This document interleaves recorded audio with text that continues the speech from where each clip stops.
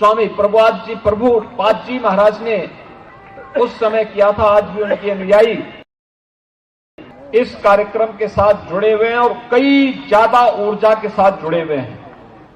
स्वामी प्रभुपाद जी ने अपने समय में दुनिया के अंदर 108 से अधिक मंदिर बनाए और आज पूरी दुनिया के अंदर सैकड़ों की संख्या में इन मंदिरों की स्थापना के साथ ही श्री कृष्ण की भक्ति और उनके ज्ञान को जन जन तक पहुंचाने का कार्य हो रहा है।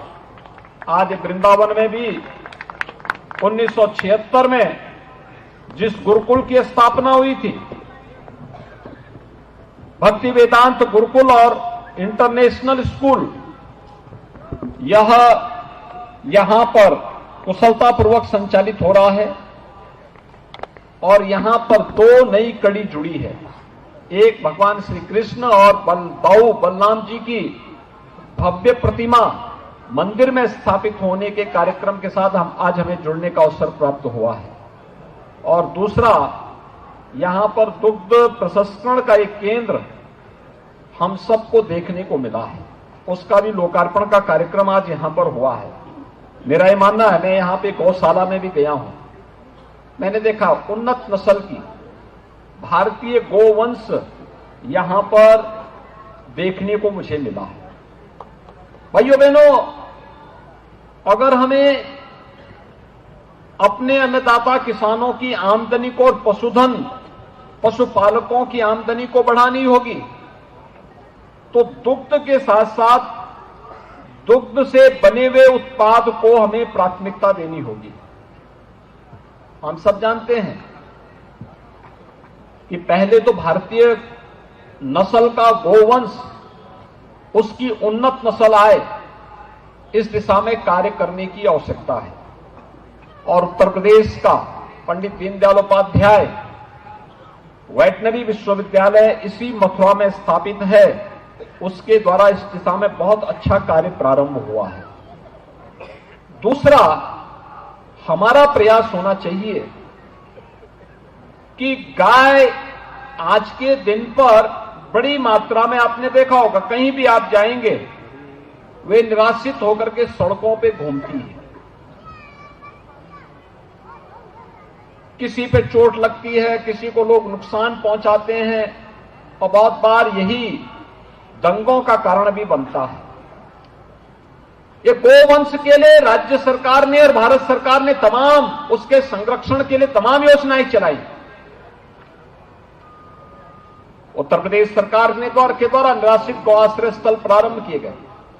9 लाख से अधिक गोवंश वर्तमान में हमारे उत्तर प्रदेश के गौशालाओं में हैं, जिनका हम देखभाल कर रहे हैं।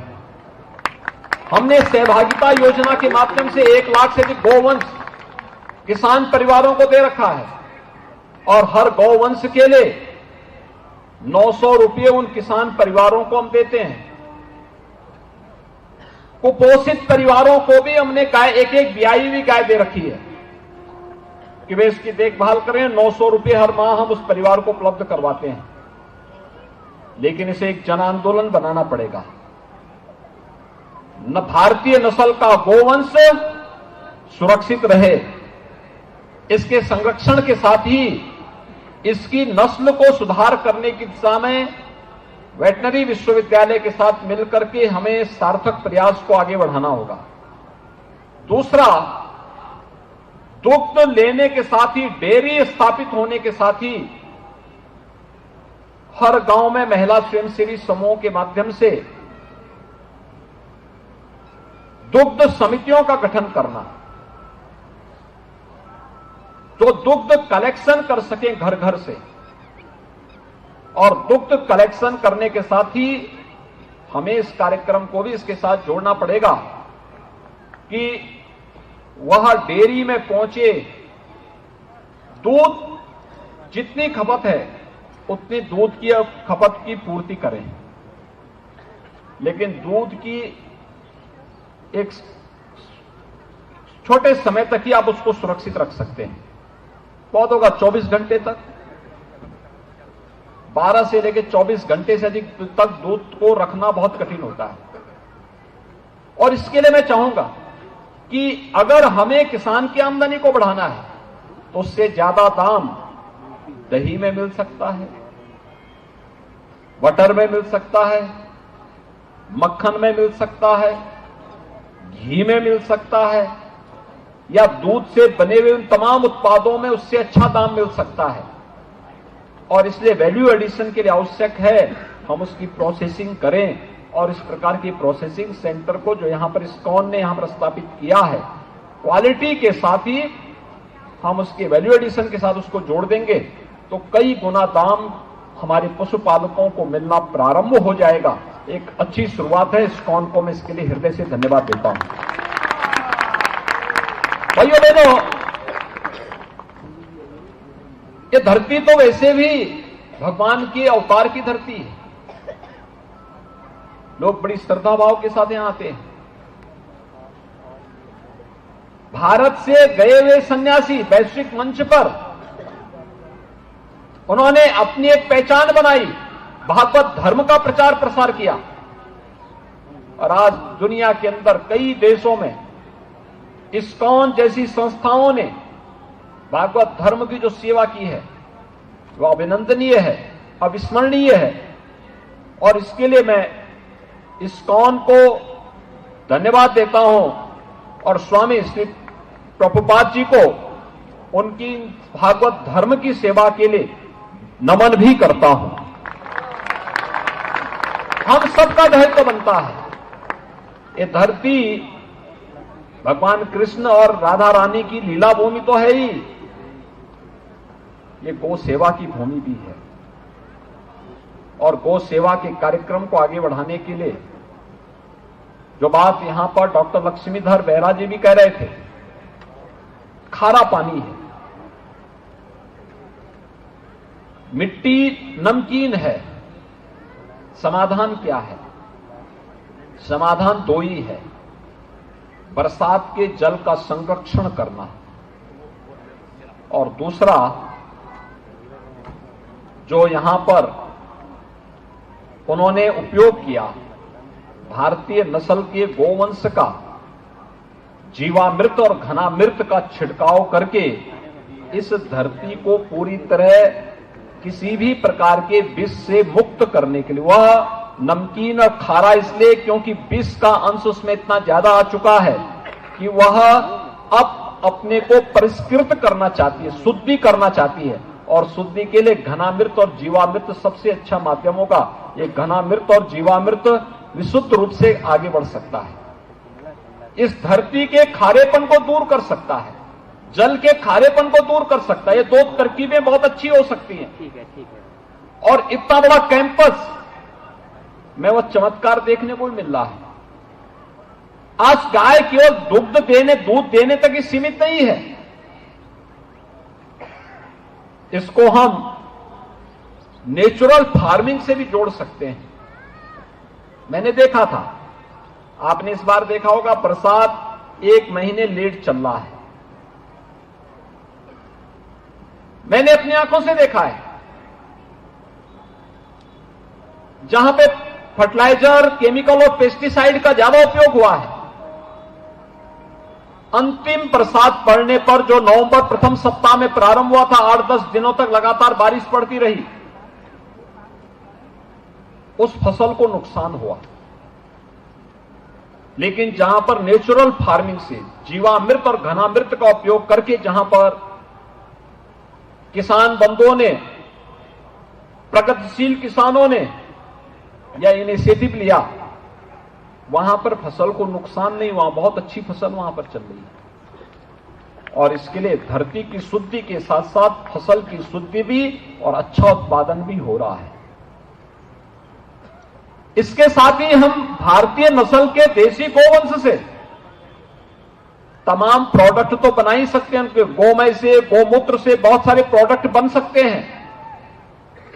आज उससे सीएनजी भी बन रही है। इसी मथुरा में एक प्लांट लगा हुआ है, इस्कॉन को जाके देखना चाहिए। वहां पर आज बदायूं में भारतीय नस्ल के गोवंश के गोबर से और गोमूत्र से पेंट का निर्माण भी हो रहा है। पहले भारत के अंदर हर परिवार अपने घर की पुताई गाय के गोबर से ही करता था, शुद्ध माना जाता था। आज उससे पेंट बन रहा, पेंट से पुताई करेंगे तो और प्रभावी होगा।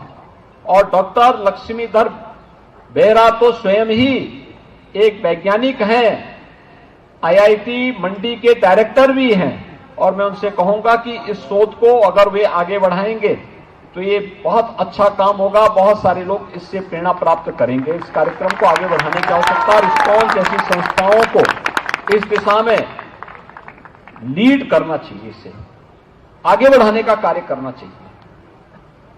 अच्छा कार्य हो रहा है, इसको और अच्छा बनाने की आवश्यकता है, और अच्छा बनाने की आवश्यकता है। आपका ये जो प्रयास है अभिनंदनीय है, लेकिन यहां जितनी खेती हो वो खेती केवल हम प्राकृतिक पद्धति से करें। प्रधानमंत्री मोदी जी ने इस पर विशेष जोर दिया है। देश के अंदर इसका बोर्ड बन चुका है, राज्य सरकार के अंदर इसका बोर्ड बनने की प्रक्रिया के साथ जुड़ चुका है, प्राकृतिक कृषि बोर्ड।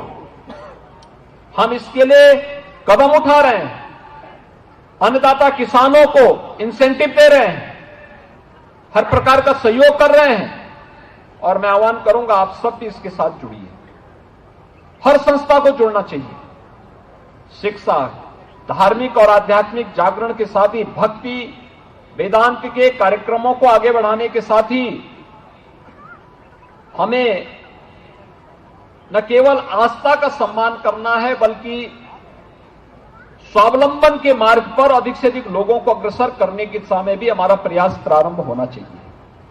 और इस्कॉन जैसी संस्थाएं जब इस प्रकार के कार्यक्रम के साथ जुड़ेंगी, उसके परिणाम और अच्छे आएंगे।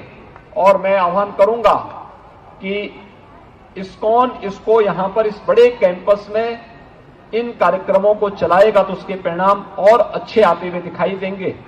एक बार फिर से जो दुग्ध प्रोसेसिंग सेंटर यहां पर स्थापित हुआ है, जिसमें दूध और दूध से बने हुए उत्पाद बनेंगे, इसके लिए मैं चाहूंगा पूरे मथुरा में इस्कॉन के माध्यम से अधिक दुग्ध उत्पादन संगठन बने, दुग्ध समितियों का गठन हो, उनको इस्कॉन के साथ जोड़ने के कार्यक्रम के साथ अगर ये चलेगा तो स्वाभाविक रूप से भगवान श्री कृष्ण जिस गौ सेवा के साथ स्वयं जुड़े हुए थे, जिसके कारण उनका नाम गोपाल भी पड़ा, वह सार्थक होता हुआ दिखाई देगा, वह सार्थक होगा। और मैं चाहूंगा कि आप सब इस कार्यक्रम के साथ जुड़ेंगे। इस विश्वास के साथ मैं एक बार फिर से इस्कॉन को इस कार्यक्रम के लिए हृदय से बधाई देता हूं, इस पूरे क्षेत्रवासियों को हृदय से अभिनंदन करता हूं कि यहां पर श्री कृष्ण और बलराम जी की इस भव्य मंदिर और प्रतिमा के लोकार्पण के साथ ही यहां पर मुझे दुग्ध प्रोसेसिंग सेंटर के भी लोकार्पण का सौभाग्य प्राप्त हुआ है। एक अच्छा प्रयास हुआ। इस प्रकार के सेंटर हर एक तहसील स्तर पर बना करके हम दुग्ध उत्पादन के साथ ही उसके वैल्यू एडिशन के माध्यम से पशुपालकों और अन्नदाता किसानों की आमदनी को कई गुना बढ़ाने में मदद मिल सकती है। और ग्राम स्वराज की परिकल्पना इस आर्थिक स्वावलंबन के माध्यम से प्रशस्त हो चुकी सकती है। इस कार्यक्रम के साथ हम इसको आगे बढ़ाने का कार्य करेंगे, मुझे पूरा विश्वास है। मैं राज्य सरकार की ओर से इन्हें आश्वस्त करता हूं कि राज्य सरकार का हर सकारात्मक कार्यक्रम के साथ पूरा सहयोग प्राप्त होगा। आज आपका कार्यक्रम पूरी भव्यता के साथ यहां पे आयोजित हुआ है। कल मैं यहां आया था, ब्रज रथ से जुड़े हुए एक बड़े कार्यक्रम के साथ यहां पर भारत की फिल्म जगत की सुप्रसिद्ध अभिनेत्री के रूप में जिन्होंने सैकड़ों फिल्मों के साथ ही अनेक उस आध्यात्मिक और सांस्कृतिक आयोजन को अपने मंचन के माध्यम से अभिभूत किया है। यहां की लोकप्रिय सांसद श्रीमती हेमा मालिनी जी ने एक कार्यक्रम रखा था जवाहर बाग में। आप अनुमान कर सकते हैं आज से 7 साल पहले जवाहर बाग में क्या हुआ था, और आज जवाहर बाग ब्रज के रस के साथ जुड़ करके यहाँ की आध्यात्मिक और सांस्कृतिक विरासत को एक नई ऊंचाइयों की ओर पहुंचा रहा है। यह है लीडरशिप का प्रभाव। अच्छे लोग आएंगे तो अच्छा कार्य करेंगे। वो तो कृष्ण यहाँ ब्रज के साथ हमेशा जुड़ा रहा है। थोड़ा प्रयास कुछ भी अच्छा करेंगे तो इंद्र भगवान थोड़ा बहुत कहीं ना कहीं नाराज होते हैं, लेकिन हमें इससे घबराने की आवश्यकता नहीं। हेमा जी, आप अपने कार्यक्रम को जारी रखिए। आप पर भगवान श्री कृष्ण और राधा रानी की कृपा सदैव बनी है, बनी रहेगी। आपका कार्यक्रम अच्छे ढंग से आगे बढ़ेगा।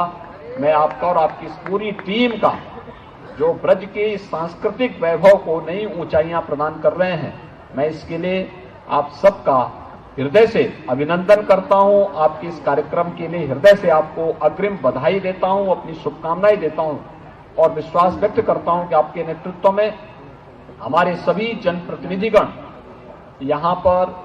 यहाँ की ब्रज तीर्थ विकास परिषद के साथ जुड़ करके प्रशासन, पुलिस, इस्कॉन जैसी संस्थाएं, सभी धार्मिक संस्थाएं मिलकर के ब्रज को उसकी पहचान के साथ जोड़ करके पूरे देश और दुनिया के अंदर भगवान श्री कृष्ण की लीलाओं की अद्भुत केंद्र के रूप में स्थापित करने का कार्य करेंगे। आप सबके प्रति मेरी शुभकामनाएं। धन्यवाद। जय हिंद।